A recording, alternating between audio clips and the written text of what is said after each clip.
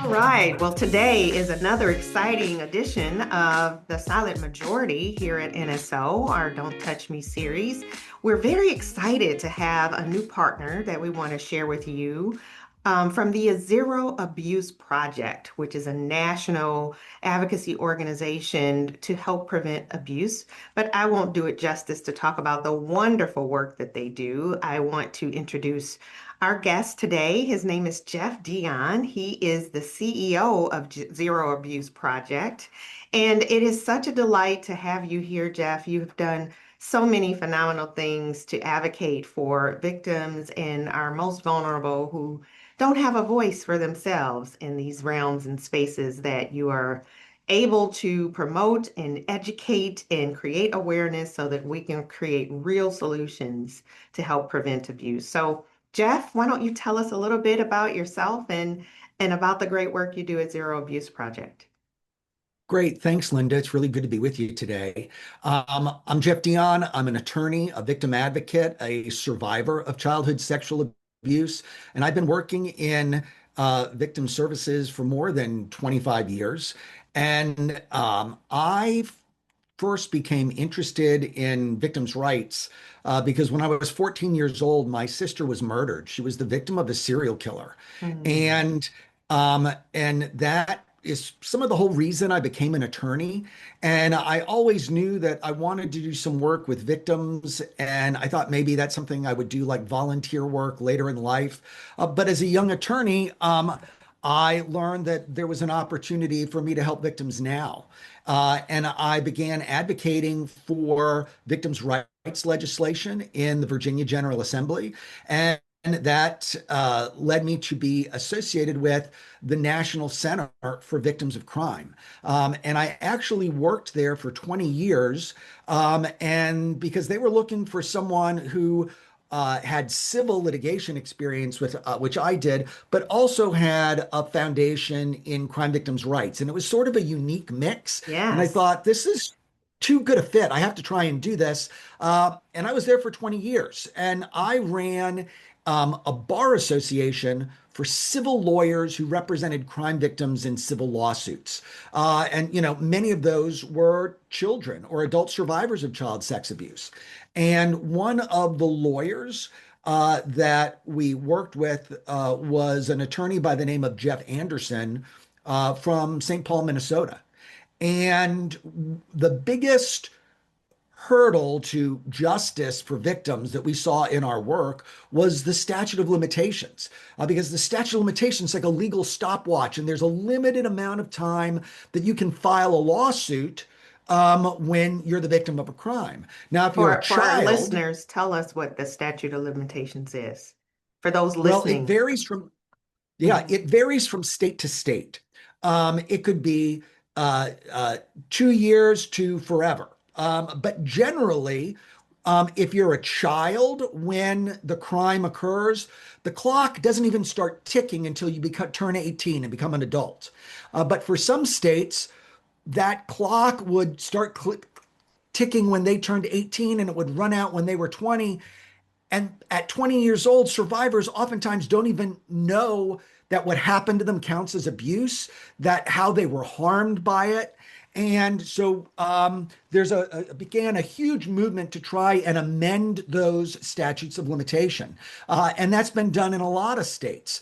And some states just eliminate the statute of limitations. Some states will uh, say the clock doesn't start ticking until the victim recognizes the connection between the abuse and the resulting harm. And but for so many survivors who their statute of limitation has already expired, there's a movement to revive their statute of limitations and give them a chance to seek civil justice. And many states have done that, California, New York.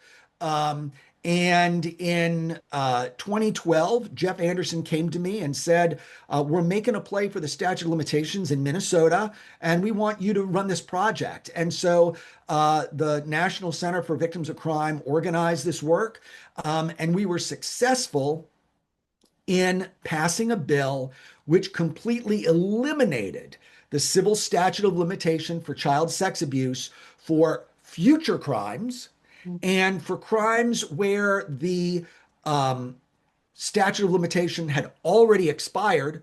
It opened up a 3-year window where survivors could file a lawsuit.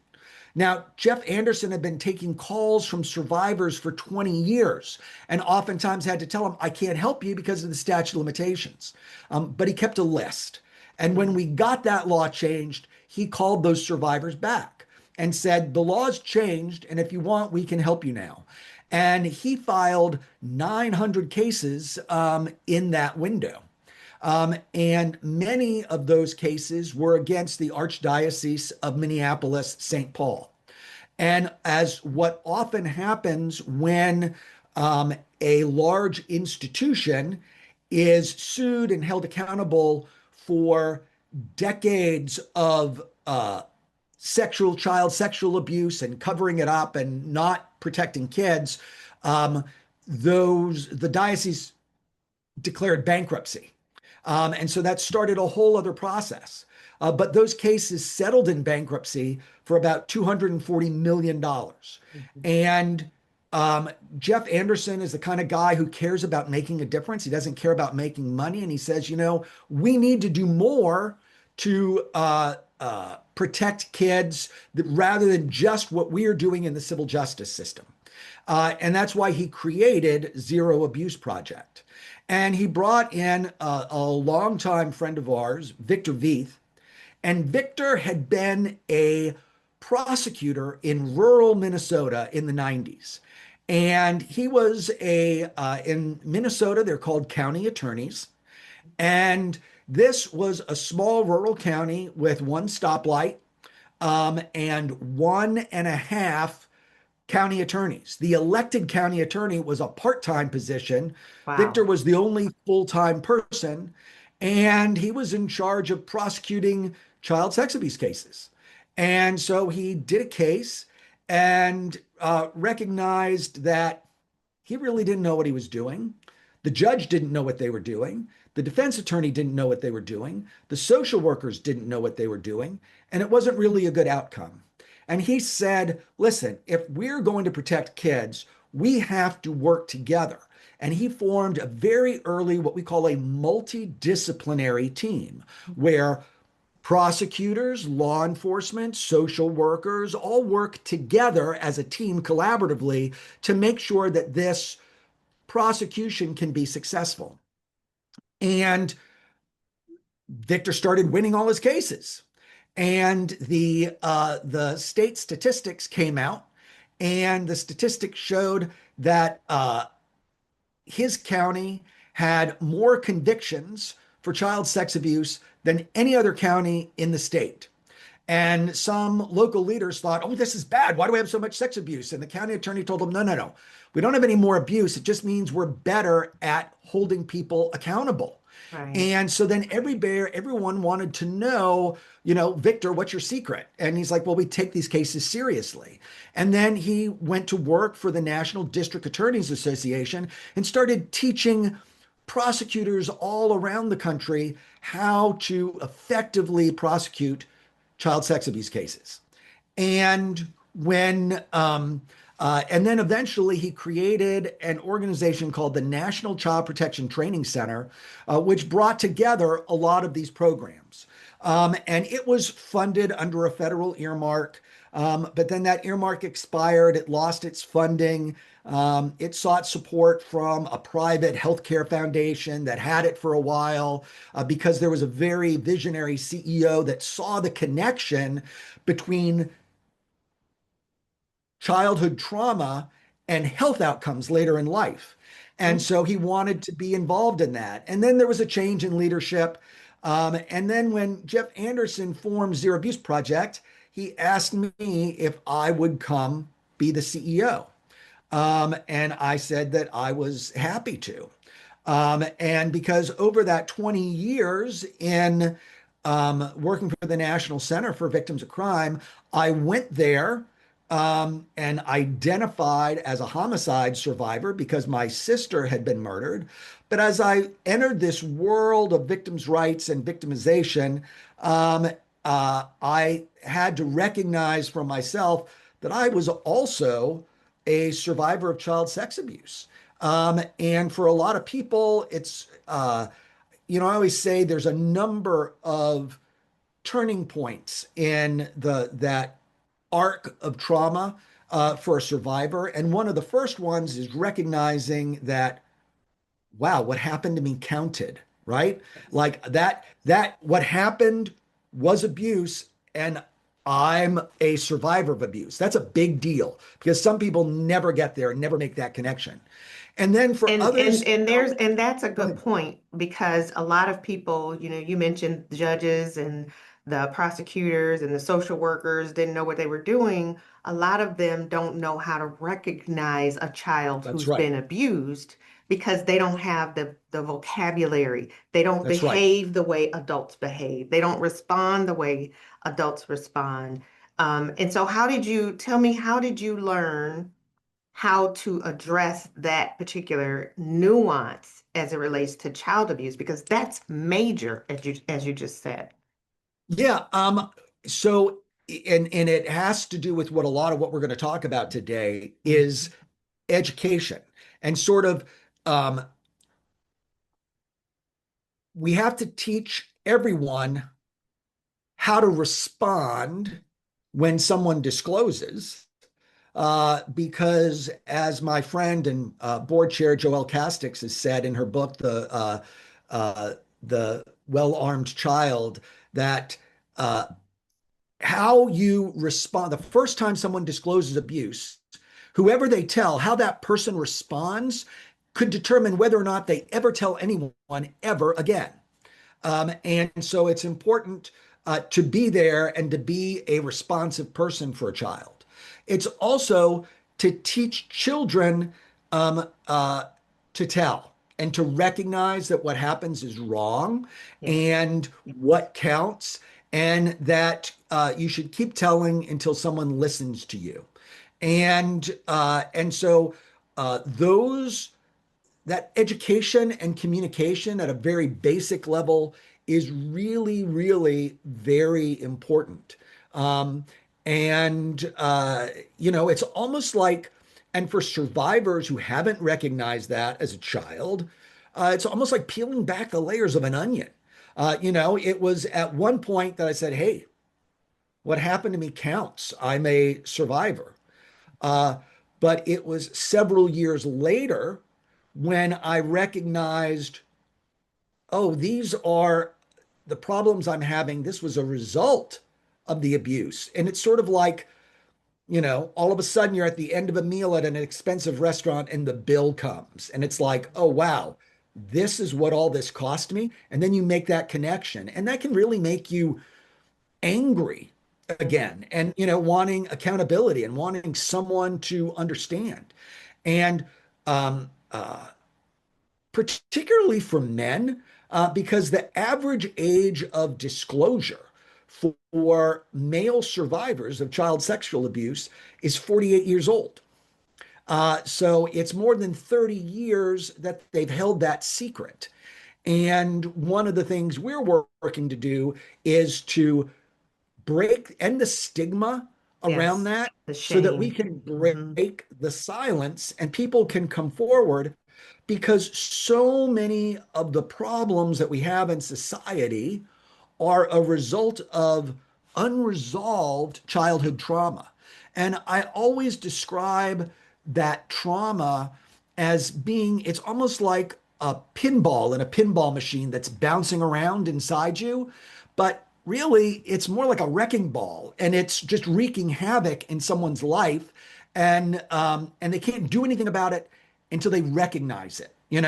So for so many survivors, it comes in many different forms, the impact of abuse, whether it is self-medicating through substance abuse or compulsive sexual behavior or depression or anxiety or problems with authority or an inability to form to trust or form close personal relationships.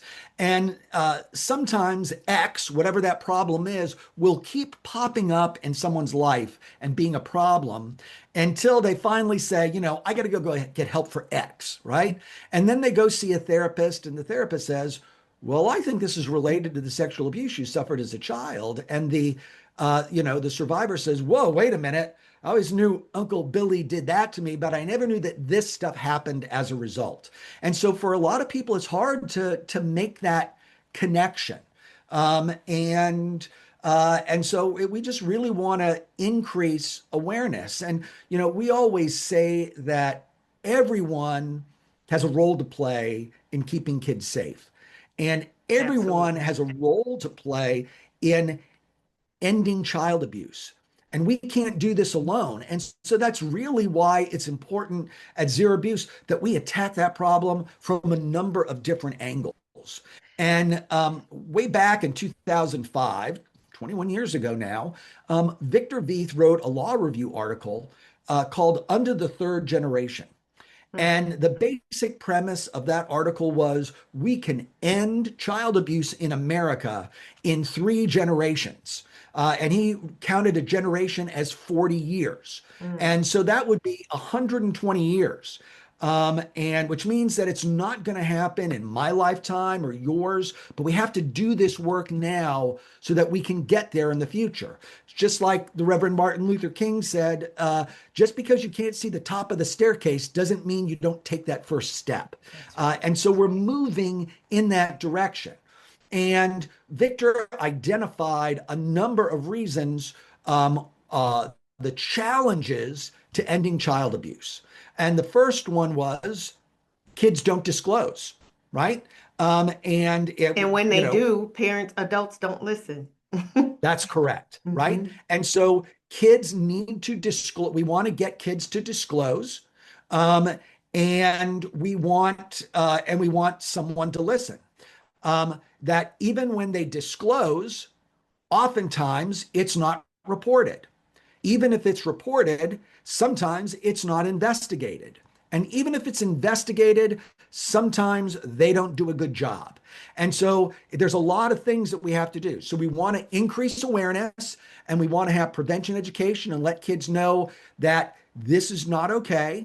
And you should tell an adult, and every child should have a safety net of 5 trusted adults. Why do we need 5 trusted adults? Well, if you tell and someone doesn't listen, you can go tell another adult.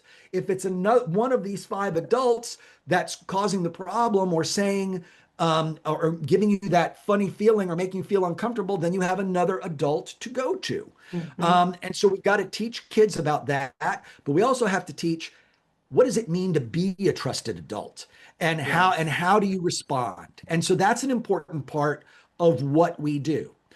We need to make sure that they know to report the abuse. So many people, whether they're teachers or medical professionals, are mandated reporters, but people need to have a better understanding of what it means to make a mandated report, what is their responsibility.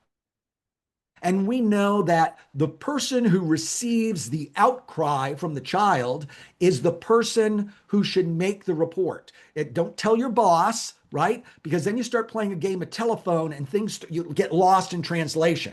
We want to make sure that um, adults know how to respond, know how to make a report, know the important parts that need to be included in a report so that it could be investigated.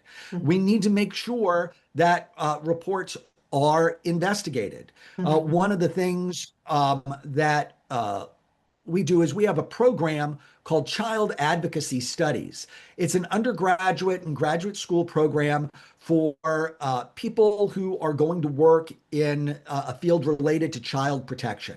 And it's an academic minor. And it's in over 100 colleges and universities around the country. And it is designed as a minor so that because you could major in psychology or criminal justice or social work or early childhood education and pair it with a child advocacy studies minor. We have 7 different peer-reviewed studies that show that CAST graduates are better able to identify the signs of complex child abuse than people who are not CAST graduates but have been working in the 5 years. Hmm. We know that CAST graduates are better able to start their job with the tools they need to be successful than people who are not. And so they have lower turnover, and that's better for kids, better for the system. And because it's an experiential educational program. And so a lot of these colleges and universities have mock houses where students can practice going into someone's house on a CPS call and what do they look for? What is that like? And there are cameras in there so that the class can then critique them and say, what did they miss? Some schools also have mock courtrooms because in someone's job, if they're a child protection worker, they might have to offer testimony in court. So they can practice doing that and be effective at doing so. And so that's about improving the entire child protection workforce around the country and giving people the tools they need to be more effective. We need to make sure that when that those cases are investigated and when they go to law enforcement or prosecutors, that those people have the tools to do what they need to do to be successful. Because let me tell you, 99% of law schools don't teach this stuff, right? Yes, They that's don't right. teach you the mechanics of how do you prosecute this case. And there are a lot of very specific nuances in order to be successful. And understanding a lot of the preconceived notions or bias that people might have against victims, and how do you explain that to a jury and help them understand that why didn't the victim say something earlier, right? Mhm. Everyone wants to know, why'd you wait so long to come forward? Or, why didn't you tell anybody then? Things like that. Or this victim isn't crying or upset. And having have an expert to explain that that trauma reaction can be normal for people, and to help them understand that. And also, an important part of successful child abuse prosecution is something called a forensic interview, where a trained forensic interviewer is interviews the child to get information and ask them questions about the case. It's not leading, they ask open-ended questions. It's a part of the investigation process. And oftentimes, it used to be that uh, prosecutors or law enforcement might be watching through a one-way mirror in another room. Now we do it all through video, so it's just the forensic interviewer and the child, and but the prosecutor can see that and then ask questions of the interviewer and get more information in places. And the forensic interviewer will produce a report, and that forensic interview can really be an important part of a prosecution because prosecutors have a really tough job. They've got to prove their case beyond a reasonable doubt. That's a really tough standard, right? And if you have, in a lot of prosecutors and child sex abuse cases, they'll say, well, look, I've got what the victim says and I've got what the defendant says, and it's one person's word against the other. And that doesn't get me beyond a reasonable doubt to win my case. But we know that an effective forensic interview can yield between 20 and 40 pieces of corroborating evidence, which can help make the prosecutor's case. And so our forensic interview training protocol is called Child First. And uh, uh, 24 different states have designated Child First as their preferred forensic interview training protocol.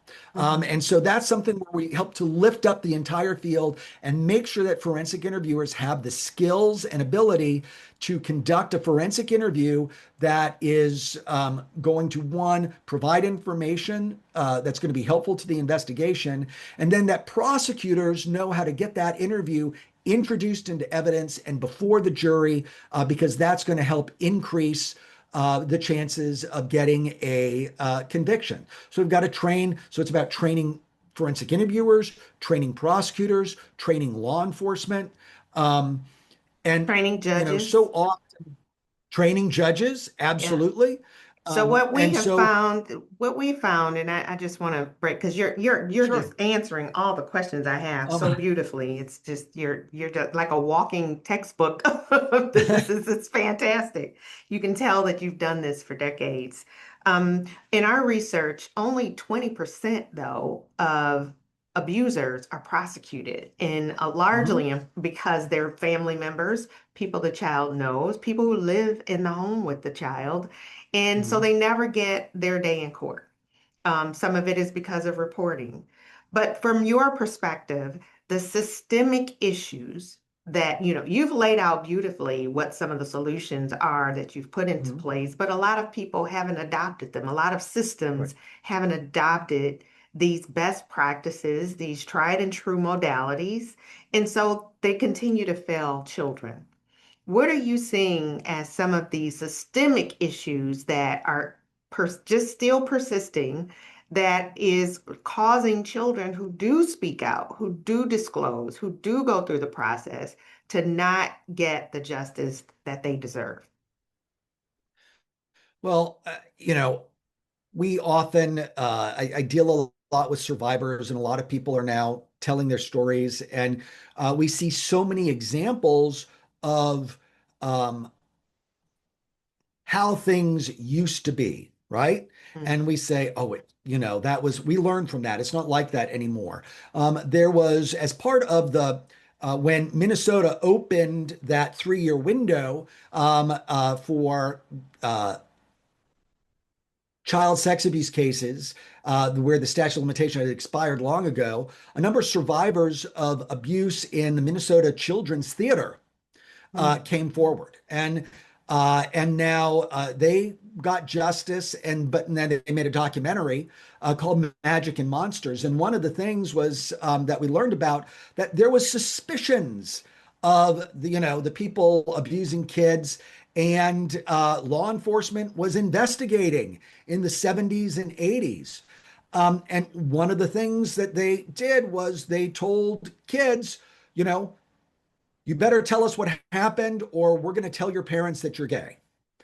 And it's like, whoa, like, wow. what a way to try and get victims on your side. We're going to threaten you to out you. And it's like, they don't do that anymore. That was a really not an effective way to work, right? I worked with, I met another survivor who did not disclose until, he was in his mid to late 30s. And it was a little league coach, was a friend of his parents, come over the house and would go tuck him in at night before he went to bed and abuse him. And the boy never said anything, and because he was told, don't you can't tell. And he was ashamed and never said anything until years and years later. And finally, years later, when he did come forward and he mustered the courage to go to the police and report this crime, and he was brought to a detective. And the detective took all his information and then asked for his mother's phone number, and the detective cold called the victim's mother to confirm this information when the victim had never even disclosed to his mother yet. So that was horrible, right? And it's like, we've got to do this better. Wow. And so teaching the right way to respond and the right way to handle this so that we can be effective. And you talked about less than 20% of abusers are convicted, one, because they're not reported. And when they go on, when they're allowed to continue for a lifetime, it's not unusual for them to have dozens or hundreds of victims. That one survivor who was abused by his little league coach, ultimately the abuser confessed to more than 50 children that he had sexually abused over the course of his lifetime. And that's low. And that's just what he's admitting to, right? Mm, And so, and that's why it's so important that people need to be prosecuted and separated from society so that children are safe. right? Well, let me tell you When a we story, Go ahead, yeah. Jeff, about a child who has disclosed abuse.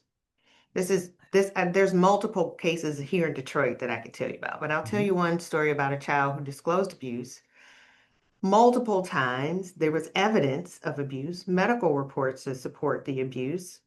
The abuser blamed the protective parent, filed for custody of the child. The judge blamed the protective parent, took the child from the custody of the protective parent, and gave custody to the abuser.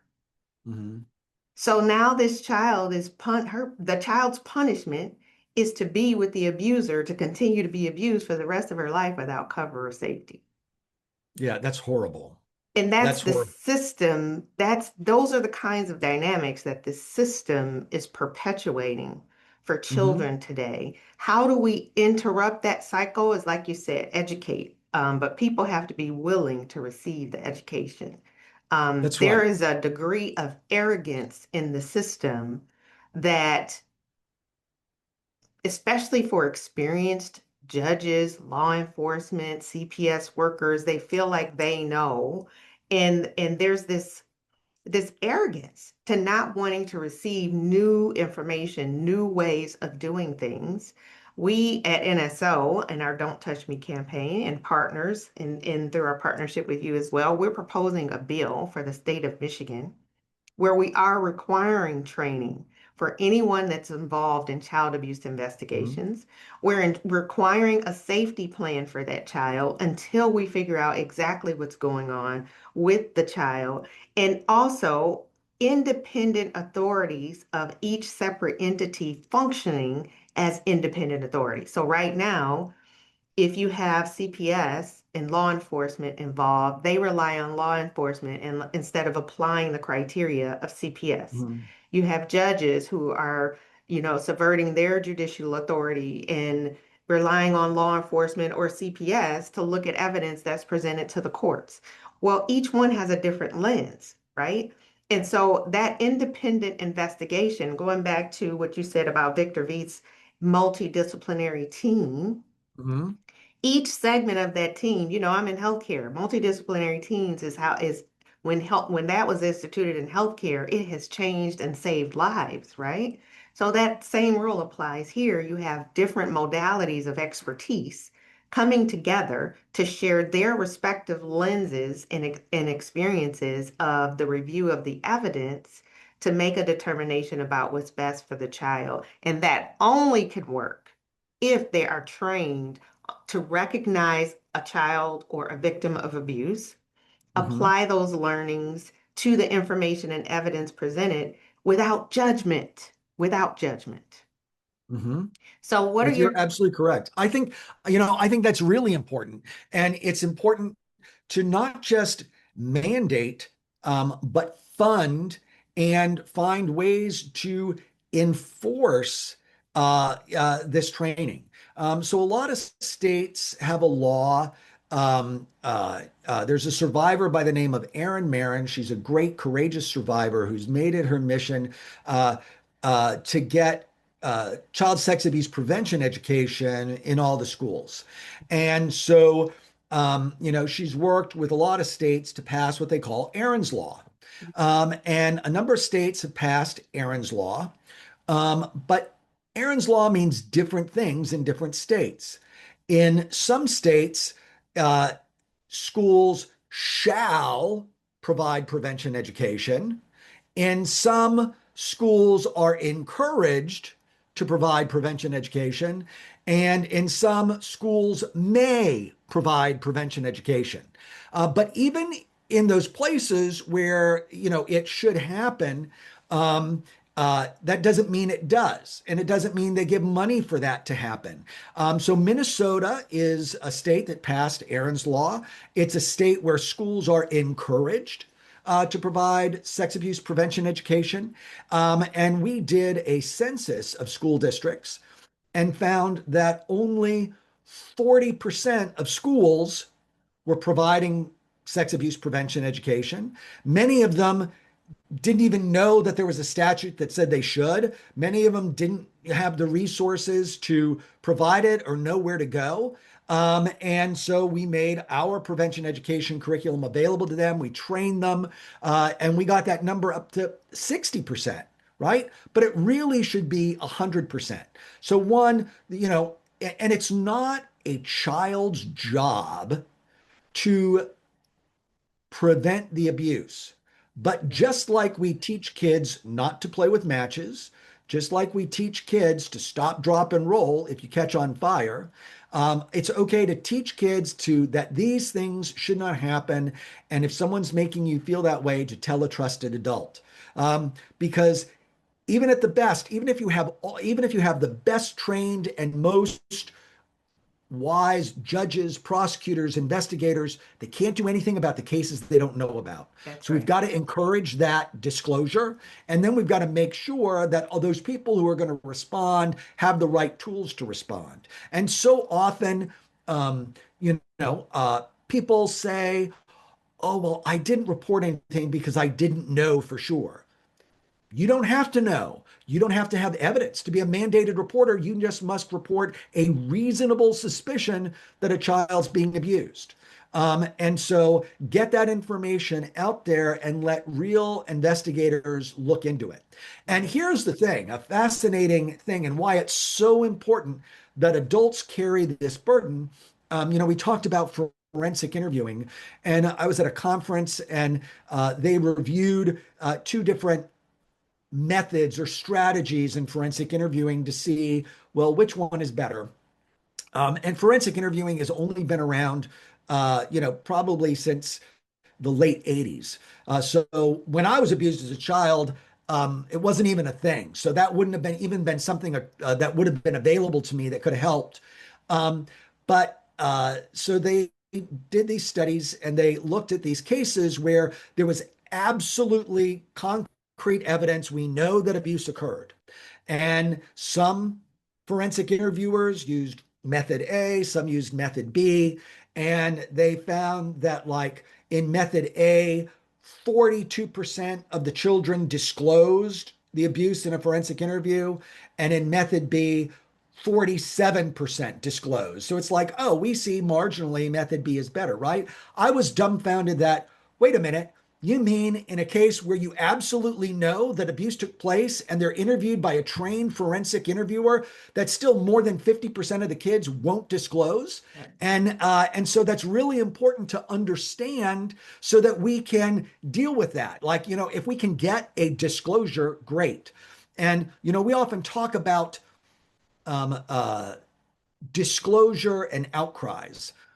To me, a disclosure is when a child uses their words and talks about something that has happened to them.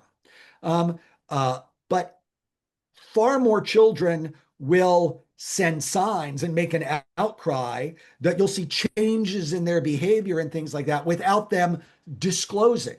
And when some, infants and toddlers who are abused who can't yet speak, they don't have words. And, being able to recognize signs in them, so we call any outward sign or red flag coming from a child, we call that an outcry. That's something that should be recognized and looked into, even if you don't have the actual disclosure from the child. But far too often, even disclosures are not responded to appropriately. The Jerry Sandusky case in Penn State, he abused so many children, and one brave survivor came forward, and he told someone at school, and the adult said, how dare you say such a horrible thing about such a wonderful man who's done so much for this school and this community? And, and that's a way how kids get shut down Yes. and why kids aren't believed and why abusers go out of their way to find children that might be deemed not credible, and why abusers put themselves in positions of trust and authority. Whenever I see teachers who are abusers, it's not uncommon that they are the most charismatic teacher, that they're teacher of the year.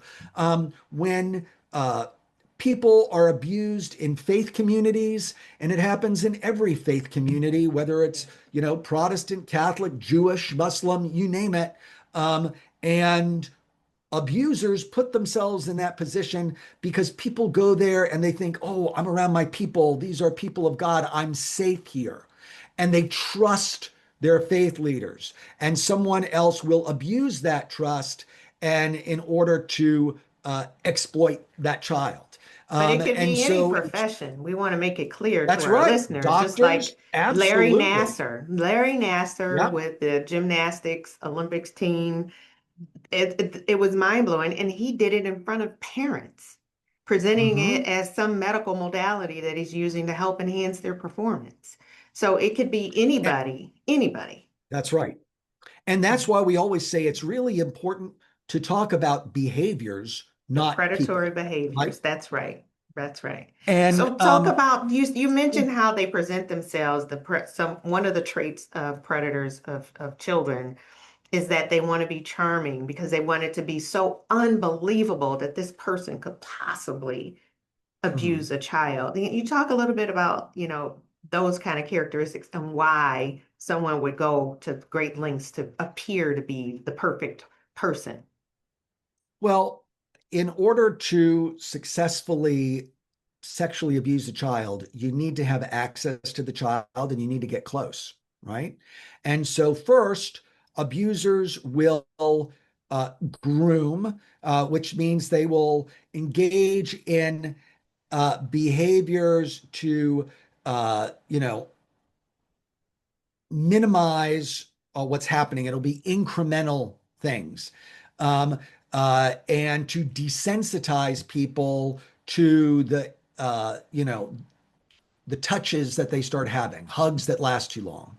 Um, and so first, the child needs to like you, so you better be charming and make the child feel loved. And oftentimes, that's why they'll see children who are lacking attention or adult guidance. And so, that's a child I can get close to, right? Mhm, And mhm. so they will befriend that child and groom that child into accepting these things. And then they'll also start grooming communities and parents. Hey, mom, you're so overworked. I can take the kids and, we can go do an outing or whatever and give you time off, and things like that, that where sort of put themselves above suspicion. Or they think, well, you can trust me. I'm the pastor. I'm the teacher. I'm the police officer. I'm the doctor. Whatever they can do to place themselves on a pedestal and make everyone around them think that this person is a great guy. And, it's very much in line with the power and control wheel that we see in other types of abuse and domestic violence. Yes. And they want to gaslight people into, believing, for kids to believe, well, this is what it means to love someone, right? Yes. Or I'm just showing you how I love you, or I'm going to make you a man. And we worked with a survivor, and he's still right now just 19 years old. But he was abused from like age 8 to 16 by his stepdad. And he did some videos for us for school kids about prevention because people are going to want like, how does this happen, right? Does it, like all of a sudden one day, boom, this happens and you don't say anything? Like, what's going on? And he's like, I was like 8 or 9 years old, and my stepdad got me drunk, and I woke up naked in bed and didn't know what was going on. And then after a while, it just sort of became my life, and this is what happened, right? And it was the life I was living, and he made everything seem so normal. Um, and so it's uh, uh, to understand why do people stay and do this, and his But that's the stepdad was a gaslight, doctor. though. That's the That's right. gaslighting you're That's the talking about. gaslighting. Yeah. Absolutely. And also knowing that if he said anything, he was going to destroy the equilibrium of that home, that they were going to lose their home. His younger step siblings were going to lose their father. His mom was going to lose her husband and their provider. And he's like, I've just got to get through this until I'm, old enough to get out, and then I can get away from this, right? And so that dynamic about why people don't disclose, and so it's important. And he says, nobody in school ever said to me this stuff should happen. And even if it's your parent, uh, that you grow up, and my stepdad would walk out, or he'd give me foot rubs every night. I thought it was just my stepdad, being a loving parent. And when you grow up with that, and it's this behavior is normalized, that people don't recognize that what happened counted. Yeah. You have shared so much great information, Jeff, with us today. As a parting thought, is there anything else that you feel that our listeners should be aware of, or that we can focus on from a systemic perspective that could help advance the mission of Zero Abuse Project in preventing child abuse and victims, more victims in our country? Sure. Talk to your school about, do you have a sex abuse prevention education curriculum? Mm. And if they don't, let them know about ours, and we can help them and help introduce it, so that it can make a difference, right? Yeah. We have to teach parents to how to have these difficult conversations. Um, my son is 29 years old, but when he was really little and he was in Cub Scouts, they said, everybody needs to do a job. And they said, you're going to be the training coordinator. And I'm like, okay. And every adult was required to go through youth protection training. And so I went to my training, and they had a video for kids. And I'm like, okay, great. Let's show this video to the kids. And the parents were like, oh my God, we can't do that. Like, why don't we just show it to the parents and let the parents talk to them? And so I'm like, okay, but the video was made to show to the kids. And and a parent said, I don't think I could talk to my kid about this. And it's like, as awkward as you feel now, how would you feel if you didn't say anything to your child about this, and then later you found out that something happened, right? Yes. Yes. We had a big pack. We had 40 boys in our pack. And the year before, the Virginia Department of Health had put out a study, and they said that 25% of Virginians had been sexually abused before the age of 18. So I showed them that study. I said, we got 40 boys in our pack. You might not be comfortable talking about this, but if you don't want to talk about it, which 10 boys are you going to offer That's up? right. One and Right? four. Mm-hmm. And so we don't want that to happen. So first, parents need to get over that. And we need to give them the tools that they can have these conversations. And I've always said, it can't be taboo. Yes. These types of things should be something that you can talk about at the dinner table, right? Yes. And Bad behaviors telling persist in the dark, right? that's right. That's That's right. right. And tell those parents now what you need to be prepared for. You tell a child, we can talk about this anytime. That's great. But you also need to know they're going to talk about it when the grandparents are over for dinner. And the parents going to be like, oh my God, I feel so awkward, like my parents are here. It's like, we've got to deal with that. Right. Yes. And the other important thing that parents can do to help protect their child is to teach them to use the proper anatomical names for their Yes. genitals, Yes. right? Because if a child can properly use the terms penis and vagina, an abuser knows, uh-oh, these parents have talked to this kid. This kid is going to disclose. This kid is Yes. not a good risk. I can't Yes. keep this child quiet.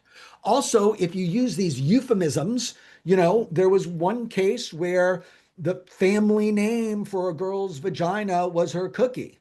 And she kept telling her teacher that, my daddy's licking my cookie, and the teacher thought that was gross, but didn't understand what that meant, That's right? And right. so didn't appreciate what the child was saying. So Mhm.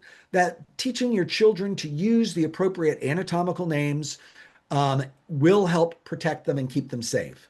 Yes. And just that, everybody's got a role to play in keeping kids safe. We can do this um, if we do it together. And why do I believe? Because, I told you, Victor Vieth wrote that um, law review article 20 years ago. And so we're halfway through that first generation. And I look at all that's changed. He said 20 years ago, there should be a educational program for people who are working in child protection so that they have the tools to do their job. CAS didn't exist 20 years ago, and now it's in over 100 colleges and universities, 3 medical schools, 3 seminaries. And so we can see the difference that we've made. He said 20 years ago, every state should have a designated forensic interview training protocol. At that time, none of them did. Today, 37 of them do, and 25 of them use our protocol. So we can see the difference that is made. And I think we're moving forward. Slowly, we are breaking the stigma. We are bringing down the age of disclosure. And so that the sooner kids disclose, one, we would prefer that it never happen. And that's the Yes. goal, right? Right. But if it has happened and we can get kids to disclose, then we can get an intervention which can make sure that that abuser can't abuse other kids and that child can get the help that they need. Being sexually abused as a child is not a death sentence, right? But it means that you want to get that child help to deal with these issues and help build their resiliency. Because it's, a small fire starts, it can be put out. But if you ignore that fire, it can consume and turn into a wildfire that causes so much more damage and devastation. And we're so pleased to partner with you because, like I said, we can't do this alone. And we like to think of ourselves as what we call a field catalyst. We are not looking to just promote the work that we do or help our individual survivors that we work with. We're looking to provide tools to increase effectiveness across the field from everybody, from judges and prosecutors and forensic interviewers and social workers and parents, Yes. that we all have a role to play in keeping kids safe. And I see the progress we've made, so I know that we can do even more. Yes, yes. Well, Jeff, you have been a phenomenal guest. There's so much more that we can talk about, absolutely. And we do have our website is on nso-mi.org, but if you go to don'ttouchme.wiki, you'll go straight to our landing page with all of the videos for parents, professionals, and the parents can show them to the children because they're animated Mhm. videos. There's tools and toolkits and tips and just all sorts of resources like you talked about to promote education and awareness, teach people how to report because it's everybody's responsibility to report, as you said, just trying to do a quick recap. If a child discloses, how that person responds is the most important thing to help turn around that situation for a child. Dr. Brock, who was the former chairman of the American Academy of Pediatrics, said that childhood trauma is the number one unaddressed public health crisis in America. And we certainly want to do our part to help reduce those risks for the children that we can influence and impact today. So, Jeff, thank you so much for being here today to share so much information with our community here. We look forward to having you again. We're so excited about our partnership with the Zero Abuse Project. And stay tuned, we'll have more when we come back and talk about the great things that we've done after some time have passed and we've been able to work together for a bit. Great. Thanks so much. We're so happy to be partnered with you and working on this effort together. So, congratulations on your work. Thank you, Jeff. stick around for one moment and we'll wrap up the call. Thank you to our listeners for joining us today for another series of The Silent Majority with Jeff Dion, CEO of Zero Abuse Project. If you missed any part of this, rewind it because it's full of so many wonderful nuggets for you to share. Educate yourselves, educate your families. Again, 1 in 4 children are likely to be abused. So that's somebody you know for sure. So educate yourselves, arm yourself and your children around you with information so that we can help solve this very preventable issue together. Thank you.